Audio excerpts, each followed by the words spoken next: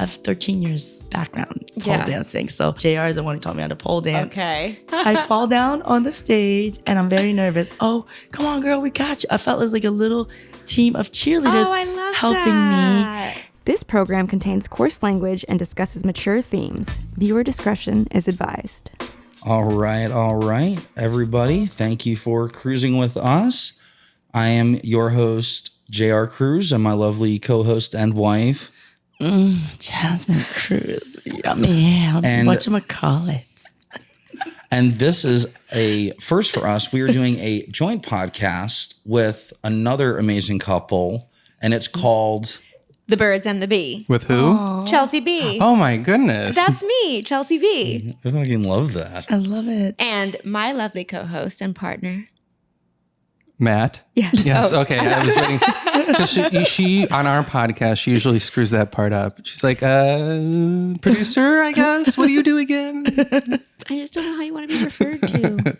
Appreciate it, boo. Yeah. We are here in Chicago at Exotica.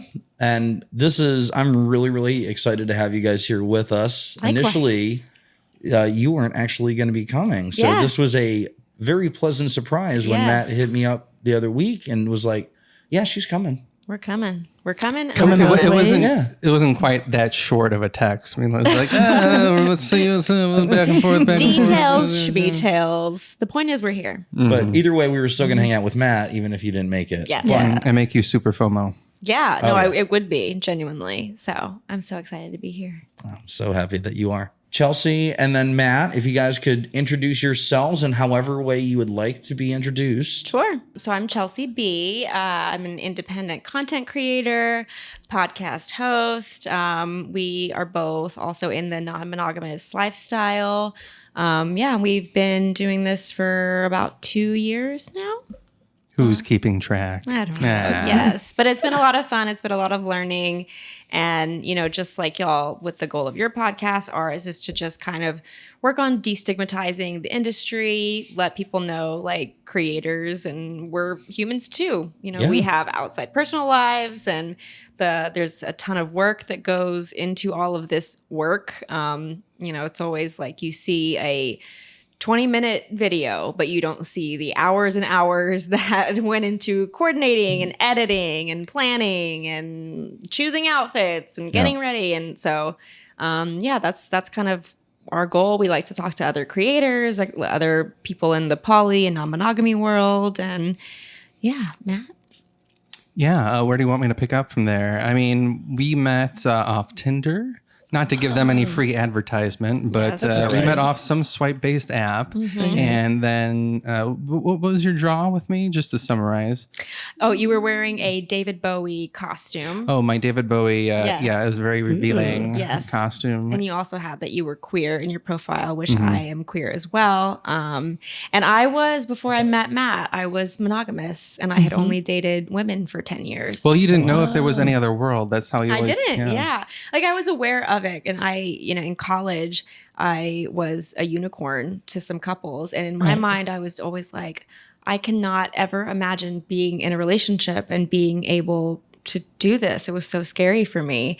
But then, after a while, I realized I had a lot of my own fears to overcome. Well, we still really haven't had a thriesome with a woman yet, but not with a woman, but we've hosted sex parties and we've couple swapped and But Jazmine, did you hear that? They haven't had a threesome yet with a woman. No, and here we are within the Here we are. Hopefully, I make the cut. Yeah, I'm so nervous. She sips her tea. Yes. And so, we got together, and then it turned out that we were very much aligned on a lot of issues, and we started experimenting. You went to your first gangbang shortly after we met. Like we weren't like just a couple.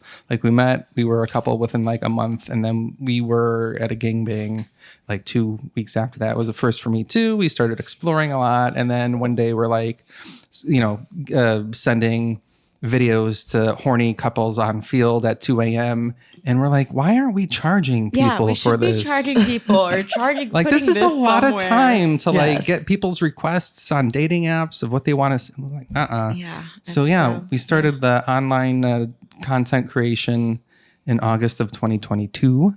And we've been pumping out content ever since. Pumping in and pumping out. Pumping out. Yeah. Yes. Yeah. How did y'all get started? I mean, have you always been non-monogamous? Tell us your story. Jazmine is insatiable. So was that word again? Cannot be satisfied. Oh, cannot be. Okay. Never satisfied. Never ever satisfied. Yes, right. So, I was in the Army for 20 years, and, I had to get up early, and I had to actually be awake and coherent in the mornings. And this one we would have sex, we'd go to sleep, she'd wake me up, we'd have sex again. Usually the third time, I didn't even wake up until like halfway through, and she's already up there riding me. Surprise! And, good morning. I'm like, I have to be at work in 2 hours. Just clean up when you're finished. I did. So very, very, very soon into the relationship, probably about 4 years into it. Yes. I was like, hey, so what about if we figured a way that, guys and or gals were able to kind of, give me a hand with taking care of you. Because, it was just one of those, like, I would love to be able to just, like, tag out, maybe go nap or have a snack or stretch. And just kind of let someone else, one of these other folks keep going. Yeah. And then I kind of course, enjoyed it as well, So we started kind of slow with that. She was doing stripping for a while. So I'm still stripping. And she still strips. Which I've been wanting to ask you about that, so we can come back to that later. Excellent. Yes. So we did the stripping stuff, and then we used to actually joke sometimes. We like find super expensive houses on these different like web house hunting websites. And I was like, oh, so if you got into porn, we could maybe go here and afford just this? like, we could afford this, or we could do, this is our porn home. Yep. And then actually when we got stationed in Korea, one of my soldiers used to be in porn and helped put us in contact with some people. And we kind of slowly started from there. Once we moved back into the States, and we went through some rough patches with us. And then just 2-3 years ago, we kind of started getting into it. And then we found a lot of other lifestyle podcasts, and listening to Swing Nation podcast was kind of one of the first ones that we listened to. And it just kind of helped us realize that like we were doing it all wrong. Yeah. Like there was just the communication wasn't there the way that other successful couples have been doing this for a while. And then realizing that, the lifestyle is so much more than just drunken orgies. Yes. Which we've since learned more and more about it. Like we have way more friends in the life that are also in the lifestyle, that a lot of them are also in the industry, which is kind of helped lead us into doing more and more and getting involved. But the big one is like we become close. We get to be ourselves. We can share things that, we've forever been afraid to even admit to people outside of just ourselves. So to be in an environment where we can be our authentic selves and not worry about judgment or any of those types of things, it just it brought us into a really good place. And over these last 3-4 years, we've just been so much better. Yeah. And with that Swing Nation podcast, it helped me understand what a unicorn was, a bull was. So much terminology. So many terms. And I felt lost because there was conversations like, I think there was a bull interested in me, and I was confused. So I asked JR, well, what's a bull? And then he was like, well, then I guess you got to listen to the podcast. And there was so much to learn. So he said, when you go into long drives, like we both do together, maybe we'll listen to the podcast. And it educated me. So now that I tell people I'm a swinger, wherever I go, they ask me, what's this term mean? What's that term that mean? Well, there's more to just the lifestyle than what people understand. And now that I'm more educated and I like it, people, to me, I feel like I have that trust in them, communication.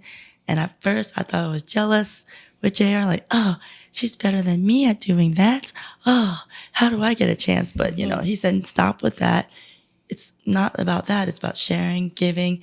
And I'm very competitive. So like he said, the one way he got me was good. He was like, if she could teach you that craft, you could probably go better and do better than her.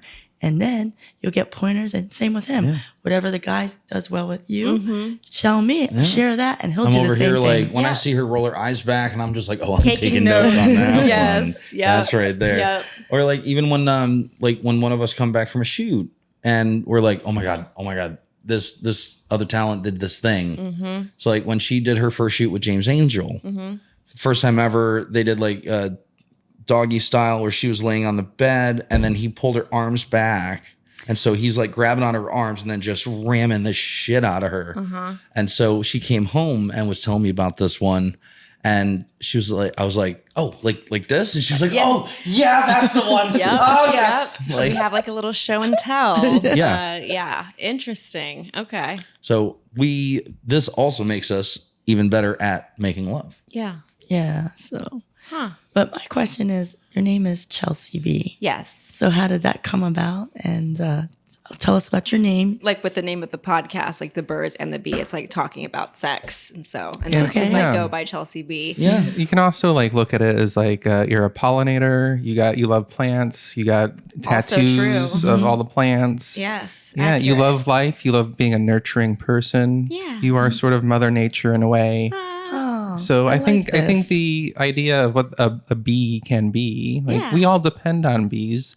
They're not quite invisible. They're very visible pollinators that the world needs, and that's the world needs you. What he said. I love that. I love that. That was real sweet. Yeah, that. You're getting something extra special than me, I'm pretty sure. Yeah. So that threesome, right? Yeah. Oh, yeah. We went to sleep. You woke up. I blew you, and then 30 seconds later, you were like. Well, we drove for a day and a half. Yes, that's fair. Yeah. By we, I mean I. Yes. I'm the same way. Passenger princess. Dude, so I don't know about if you have the same situation, but basically what I've learned is that if she sleeps, I don't have to stop for bathroom breaks nearly as often. We heard this on your other podcast about how often you go pee. A lot. Yeah, which I've noticed as I've gotten older, and I don't have kids, but as I've gotten older, I pee so much more, and I don't really drink that much water.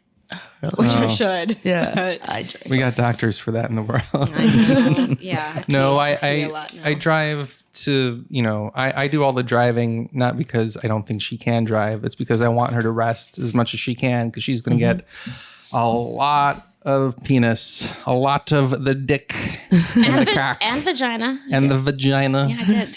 So 3 girl scenes this morning. Oh, nice. Wow. Yeah. So I'm happy to be tired if it's from driving, which means that she's going to be tired later from everything else. So from the sex. There you go. Yeah. Takes a lot out of you. Yeah. Because it's like. And puts a lot back in. Lots of energy. Yes. Yeah. It's getting ready, and God, it's such a process. Yeah.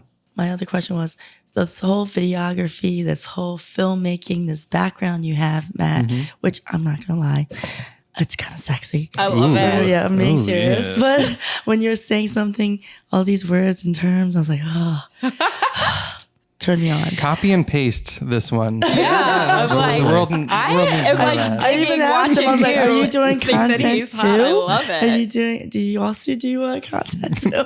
I get asked like once in a great while, but usually the eyes are on Chelsea. The messages are for Chelsea. Yeah. To be fair, I'm always like, hey, I will make content whenever. Okay. I have a list of people in my head, and only I know who's on the list of very nice people that I've asked. It's like, oh, you should be in front of the camera. I'm like, oh, I'll remember who you are. I'll make you look better. I'll light you a little bit better. Nice. Flattery will get you everywhere. Yeah. So how did you get into this whole filming? Do you have background in it? Did you take schooling? I did. Yeah. Oh God. I have, like Chelsea, a lot of student loans that will never ever be paid back. But yes, I went to undergrad for narrative filmmaking, so I learned how to make movies the studio way of doing things.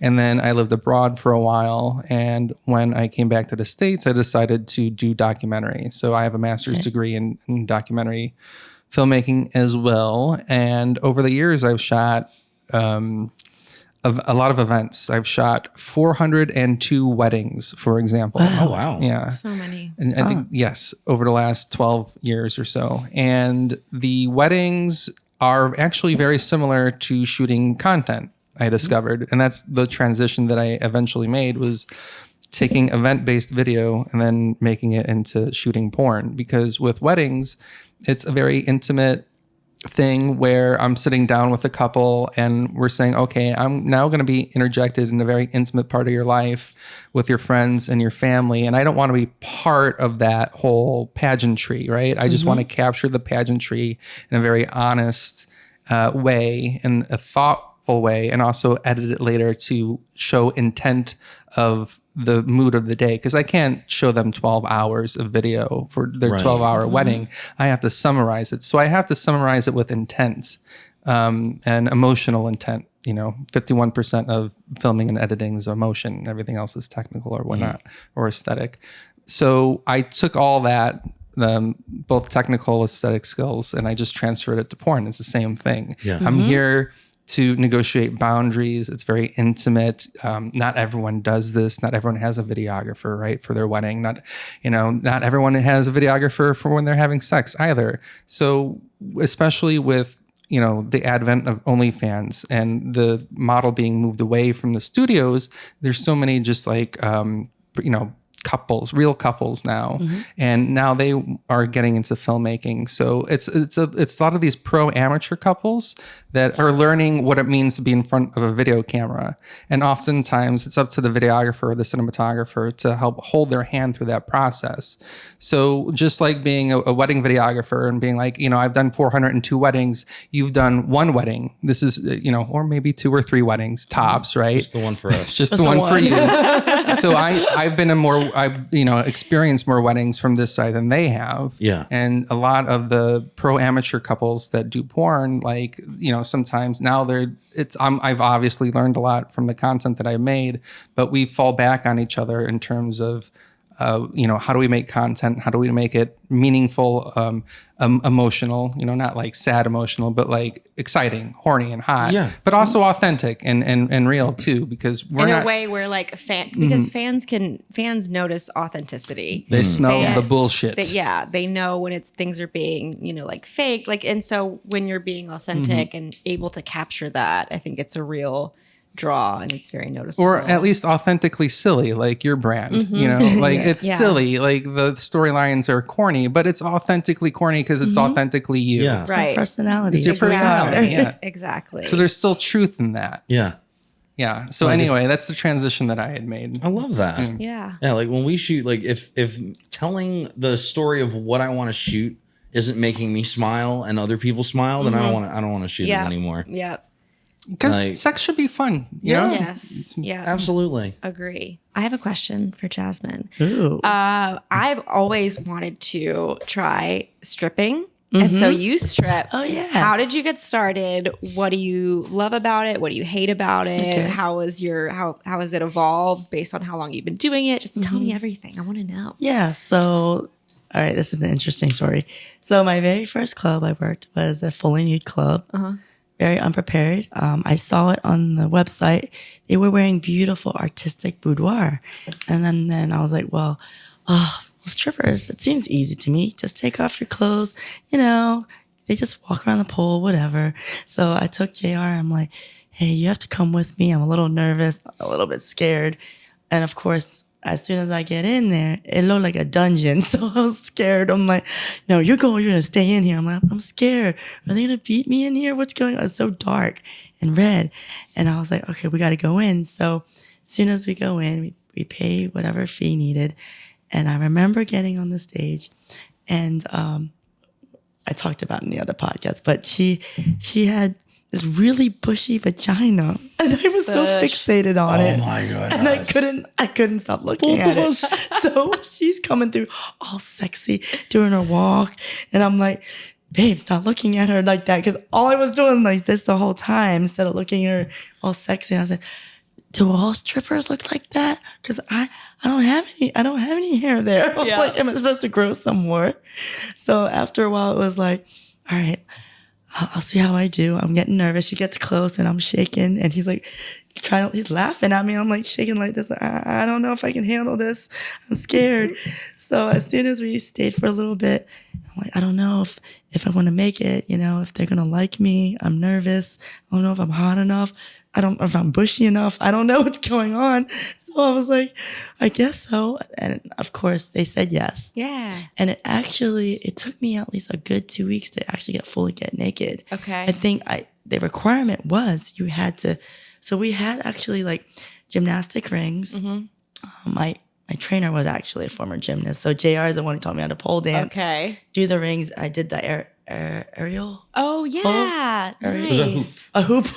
Nice. Not rings. Rings are like the little ones that you do like. Oh, I was thinking cross of and like stuff it on. was actually Yeah, rings. no, it was a. It was actually also rings that were dangled, like the gymnastic rings.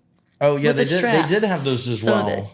So we actually did do that. So I kind of did all of the artistic stuff. Nice. So once I did that, I went to the pole. Right, I forgot about Yeah, that. you did. So the Good great for thing you. about it was, I'm gonna be honest, people don't know I make more than I did before. But when I first started, I made zero. So we didn't make much per day. Sometimes we had days we made nothing, and then days you'll make $200. It was a hole in the wall club.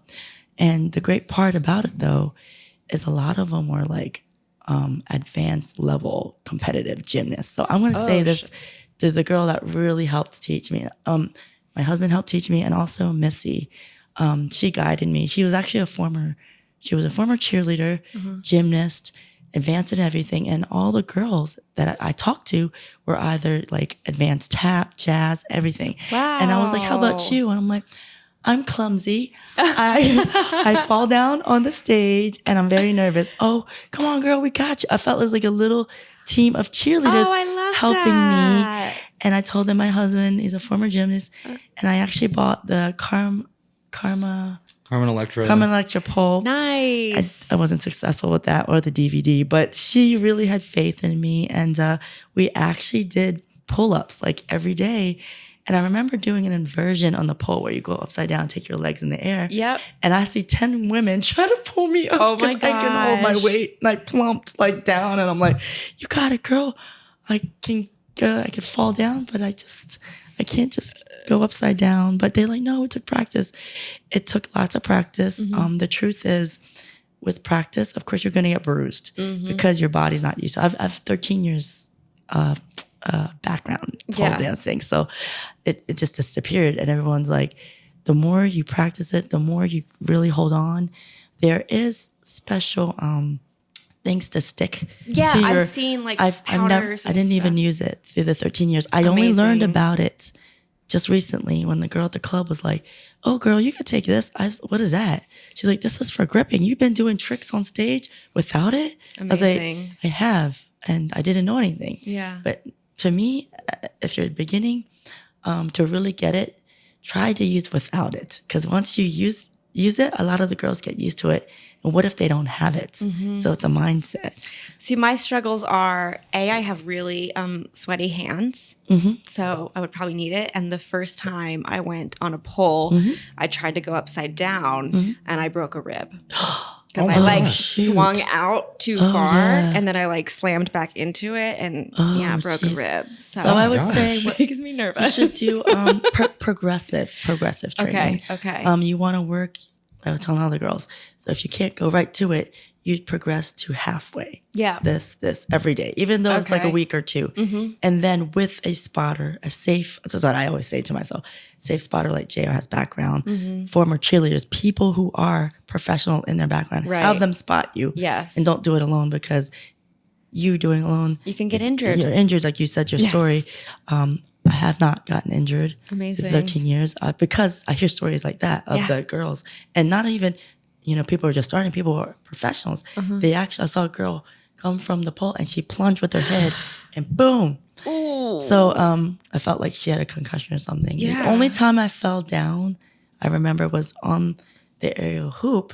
and my one hand was supposed to grab it, and it didn't. It let go. Oh. I let go. I flopped to the ground, and everybody tipped me, which Nice. there was no sympathy. I felt like, oh my God, are they paying me for their enjoyment to watch me struggle and be in pain? I don't understand men. It's fine. Give me your money, whatever. Yes. But to me is, someone who's actually has good background, way to spot you, and practice at home. I'd say the biggest thing is core. The more I practice your abs and core, everything else will follow through. But your breathing and your core and your awareness of where you're at is the beginning moments.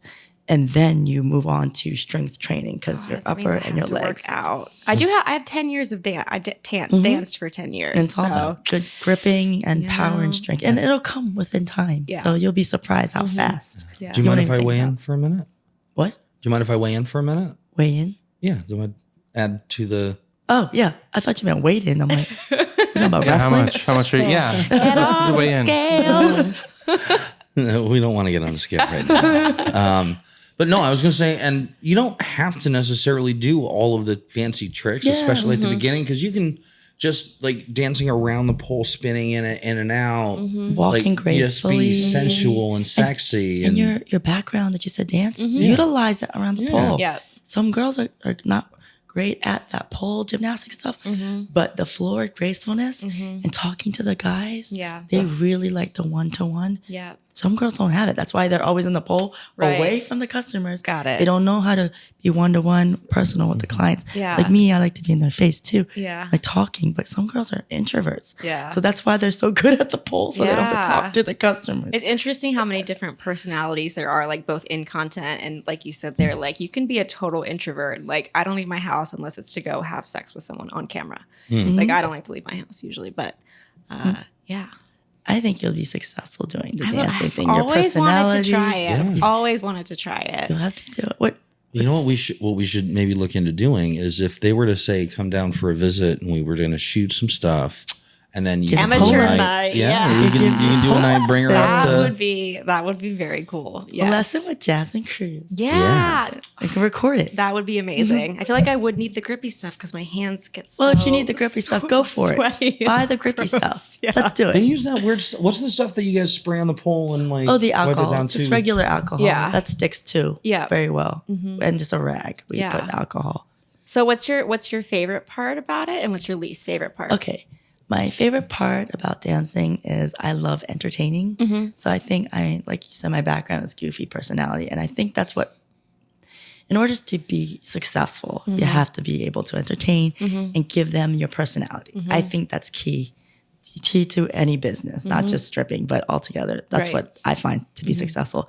What I don't like about it is there's going to be days where you're going to be all chipper and happy, and then you're going to get that customer not feeling your vibe, and you're like, you worked so hard. You're like, how was your day? Oh, I had a really bad day. Tell me about your day. Maybe I can help you. I don't need your help. Well, is there any way I can help you? Just get away. I want to be alone. And you're thinking, Okay, Man, why are you okay. here? I've tried my best. I gave my heart, poured my heart. And probably there's days they're going to have those customers, but you still move on. But JR said this great comment.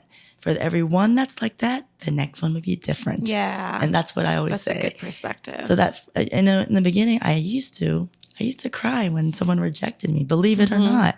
I would come home to JR, I'm like, am I not wanted? And believe it or not, people are shocked, like, you not wanted? It's an internal but it's tough. thing. You internalize it. Internalize it, and Yeah, that's it's like probably- because you were literally putting your full self Yeah. out there, personality, your body, like everything. So to get- emotionally, it's you a have to big be hit. Yeah. able to accept that that's going to happen. Some girls don't stay with it because the emotional side of it, like, oh, I'm rejected. They don't want this. I worked this hard. And then you got to learn that, sometimes you're not their type. You got to accept that. So Yeah. not everyone wants Asian, Filipino egg rolls. Somebody wants Italian ravioli, lasagna. Somebody wants American cheeseburger and fries and sweet potato fries. I ain't there. I'm love sorry. the food analogies. But you know what? Yeah. There's always something for everyone. Yep. Or you want, your smoothie. I don't know. Your smoothie kind of girl. Who knows? Yep. But it's a lot. That's probably the most of the challenge, challenges of all the dancers. And so I'm going to shed in some secret to the locker talk. Oh, shit. So the locker talk for dancers Locker is, talk. I know, we actually, before we do it, get our thing on stage, we always get nervous and anxiety. So we all like, we don't know, we do this inspiration, motivation, go team, go stripper or something, you know? I love we do our own it. cheers and we hold hands and we get nervous and do yoga and we breathe. I'm like, are you next, girl? I was like, I am. And we close my eyes, you know, I'm gonna get in there. And then I'm like, oh, I'm not ready yet. So sometimes the truth is we actually get nervous. So the girls that are actually so confident on stage with their tricks, we are the most nervous out of all the other girls. Interesting. Yeah, and people don't know that. Yeah. You learned it here first. Love it. Yeah. And also, I guess the other thing, there's more likes and dislikes, only because I love what I do. Oh, and if you don't like dancing, it's not for you, don't continue with it. Because a friend of mine, I got into it and I was all excited and it wasn't for her. She just said, I think it fits you, your personality and what you like. It's not for me.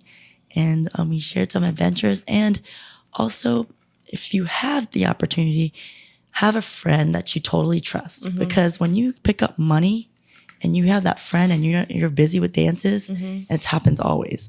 You got to dance, somebody wants to do a champagne room, you know, and you have no time to pick up money. Get that trustworthy friend, that business partner that looks out for you. Because at the end of the day, you're going to trust and see who really has your back. When your money is there and you're tired, you're exhausted, they can't pick it up, you're going to have that friend. I have that friend. But we help pick each other's stuff up, calculate when we're exhausted. Yeah. And you never know if they have a weird feeling about a customer, they'll be like, hey girl, you don't have to do a dance with him. He's more my type. Like I'm hyper, so you're not that hyper. So I guess we could switch customers. You know, you can always have, people always fear, like have jealousy. Don't have jealousy in the stripping business. See it as a business adventure. You will get more money when you have great kindness, being nice to other dancers, and having a cheerful personality. Because that one dancer, you may not know her backstory. Exactly. And you never know where people come from. And like, you could be that girl to give her that lending hand and be like, hey, let me hear your story. And then she may be your best friend. Yeah, I love that. Oh, that's so interesting. Nice. Hopefully keep some cool pointers for you. Yeah. Yeah, I want to try it at some point. Question for you. You had mentioned earlier that you have you went to law school? I did. Yeah, I did law for 7 years. I actually moved to New York. I was 20. I just turned 22. I graduated in 2013 with a bachelor's degree in psychology and a minor in women's and gender studies. And I didn't know what I wanted to do with that. And so, I had a friend who was moving to New York, and one night we were like drunk. It was New Year's, and I knew that he was moving here, and I was like, can I come with you? Because I just didn't know what I wanted to do with my life. So we bought one-way tickets that night, and then we moved to New York. So that was New Year's. We moved there in August of 2014. And then I applied to 178 jobs. Wow. Yep. Wow. And then I finally got a job as a receptionist at a law firm. Okay. And it was a corporate securities firm. And I was like, oh, I actually really like this work, weirdly. And so I was like, okay, I guess I'll just apply to law. Like, I'll take the LSAT, see how I do. I did okay on the LSAT. And then I applied to 4 schools around the country. I got into one in New York, and they gave me a scholarship. Nice. So so I graduated from law school, and then I had worked at that firm for a few years, which was corporate securities and some tax, and then so boring, tax law. Yeah. Shocker, I know. And then I went to an intellectual property and entertainment firm, and I did that. So that was actually pretty cool. And then from there, I did immigration for 3 years. Okay. And then I just didn't like it anymore. And so, so I left that, and then I started moonlighting with the guy I still work with today. And then I was just working with him part-time. And then I asked him if he would create a full-time job for me so that I could leave law. And then he did. And that was 4 years ago. So it was the greatest thing that ever happened to me. He also knows what I do. So he knows that I'm a content creator. He knows I'm here in Chicago this weekend. I was like telling him about my shoots and stuff. And yeah, so I did law for 7 years. I hated it after a while. And now I still do some corporate stuff and this as well. And Objection. Conjecture. I was only in a courtroom once. I hated it. But I'm a paperwork girl. I like a lot of paperwork. So it's not like Suits. No, not so much. That wasn't quite for me. Yeah, I also found that like a lot of lawyers are lawyers because they just want to say that they're lawyers and they just have like this ego and just this like title attachment. And that's like, I don't care about any of that. Like, I don't care. So you left that for porn, and nobody has done that in porn for sure.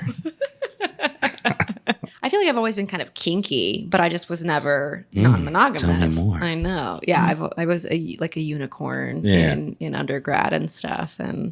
But yeah, so it's been an interesting life I have lived. It does. It seems like a really fun little journey. Yeah. I like it. Do you find that you use any of your law type stuff, the intellectual property and everything, like within your People practice love now? to ask you for contract questions all the time. Yeah, I can draft a mean contract. I can still do that. I don't, use. I like to think like I have a law degree that I'll never use again, but it's like in reality, I actually have a lot of things because law school like teaches you different ways to think. It's like and it also just kind of made me hate the world a little more, just because when you get into it, you realize that lawyers are there to manipulate words on behalf of their client. Like, so the whole world is, or at least our country is just very manipulated, and like our laws are created based on cases that go to court. And so it's just about like certain laws exist now because one side had a better lawyer, so it's like, ugh. Well, like that's like one of my, I hate that we have to have insurance. I get that it's a necessity, but like Matt believes in 3 scams, one of which is insurance. Nice. I like that.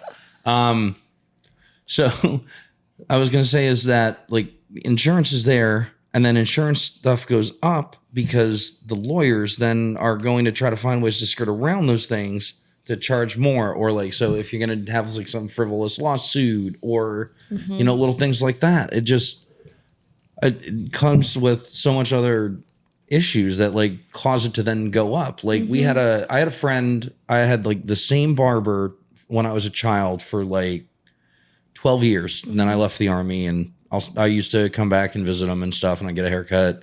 I think he's actually since passed away, but he used to do the razor shaves, and he said that he had to stop because the insurance premiums for that, in order to do that in the state of Connecticut, went up so high that it wasn't worth it. Like he would have to charge a ridiculous price. Yeah, that's crazy. Yeah. So and it's like the bigger corporations have the better lawyers because they pay more money, and then it just like trickles down to power. And then I mean the same thing with lawyers when it comes to the divorce stuff. Like you realize that neither of you are actually winning. You're just making the lawyers rich. Yep. Yes. Exactly. Yeah. Like, yeah, of course they're gonna try to manipulate you to like, oh, well, you deserve more. Like we need to go to court to get more for you. It's what you deserve. You've suffered. And oh, by the way, I'm taking 30%. So yeah, let's get as much fucking money as we possibly can. My first boss, because we would bill hourly. Yeah. And it would gross me out. Like my least favorite part was like billing. He was like, if you have a nightmare about a client, when you wake up, bill them for half an hour. Jesus. Oh my God. Which is that's like intense. Yeah. But I was like, no. I left there pretty quickly. Yeah. Okay, so you've opened that door. What are your other 2 that you believe are scams? Because I have to know. We gotta know now. No, you don't want me to leave you on the hook, do you? No. What if it's going to be interesting? Yes. So insurance is obviously, it's just a scam. And then there's nothing else to it. Everyone knows that insurance is a scam. Why do we have it? It doesn't make any fucking sense. It's just, it sits there. It's a tax on life is what insurance is. The other one is bottled water. It's bottled water. I knew it was because coming. You don't buy water. You buy a plastic bottle. That's what you're buying in a store. Water is free. It's purified. Sure. It's two dudes in a bathtub in Pittsburgh filling this stuff up. It's not, there's no spring. It's water. You're buying plastic, okay? That's the other one. The third one is breakfast cereal. I love cereal. I'm cuckoo for Cocoa Puffs, and I don't care who knows it. You're on a drug, my friend. Let me tell you. I know it's called sugar. Every time we go to the lovely. grocery store and I'm like, I want cereal. Scam. It's a scam. Well, here's the reason why I find it a particular scam. Besides the sugar, besides the fact that we're eating dessert for breakfast. All right, Sign me up. Right? Besides really the fact, delicious, my though. pediatrician growing up was like, Matt's constipated all the time. And his heart's racing. What is he eating? The Oreos cookie cereal. Of course, it's cookies. You're eating cookies for breakfast. That's a bit much. It sounds amazing, but no, I'm sorry. I'm with you at least there. Anyway, so cereal Don't is knock my Fruity Pebbles. cereal is the cheapest thing in the store to make. And they slap a $7 price tag on it. Cereal is very expensive. It really is. It's the most profitable thing in the grocery store, and that's why Although it's a we scam. don't pay, we're down in Georgia, so we don't pay nearly as much for our cereal. Y'all Cereal's New like Yorkers are seven. crazy. It's like $7. That and ice my cream. goodness. The prices of ice cream. Don't get me started. I will scream. Yes. It's terrible. You will It scream is. for ice cream? We Not all scream in for a ice good cream. way. That's right. What was I added something else on the list recently. you had another scam recently. So now there's 4? There's don't- 4 I don't on your think I list? entered it. Maybe you have 10 I there. don't remember what it was. We got off the Scams rails a little bit. Don't get me started on scams. I love it. I absolutely love it.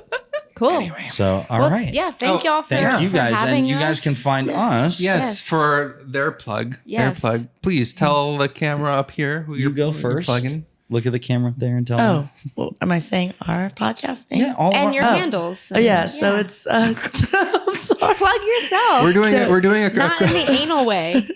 It's just Cruz'n is our podcast. JUSTCRUZ_N, which is on Twitter or X. We also have it on Instagram. Yep. And also, am I saying my But handle? the podcast is just Cruz'n, but CRUZ''N. And you'll see the image of us cartoon selves in the Sexy Buns mobile cruising down the road. the soccer mom band. Yeah. Okay. AKA the Sexy Buns movie. Like, really? Why that you want to correct? No, I'm kidding. And your personal but your handles. stuff. My personal is Jazmine, Jazmine CRUZXXX.com. And my Twitter or X. I feel so old when I say Twitter. My X is, Refuse to call it or X. not X because they'll think it's an X, whatever. But it's X. What's your Twitter, woman? It's Jazmine JAZMINECRUZOFF1. It's a lot of spelling. Okay, your And- Instagram. Instagram. Jazmine Cruz Modeling. There's a Z. There's 2 Z's in there. And what There's about 2 Z's in modeling? Cruz or Jazmine? and Jazmine and Cruz.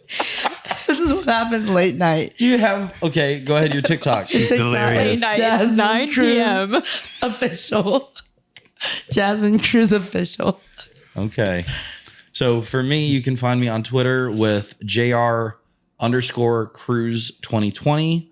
That's the same for my Instagram handle. On TikTok, I haven't made anything in forever, but it's Mr. Sexy Buns, MRSEXYBUNS. And my website, where I put all of my naughty links, is MrSexyBuns.com, MRSEXYBUNS.com. Boom, that's how you do it. Dang. Well, BONS? BUNS. Oh, BUNS. Yeah. Show off. thank you to both of our subscribers that are still listening right now. For tuning in.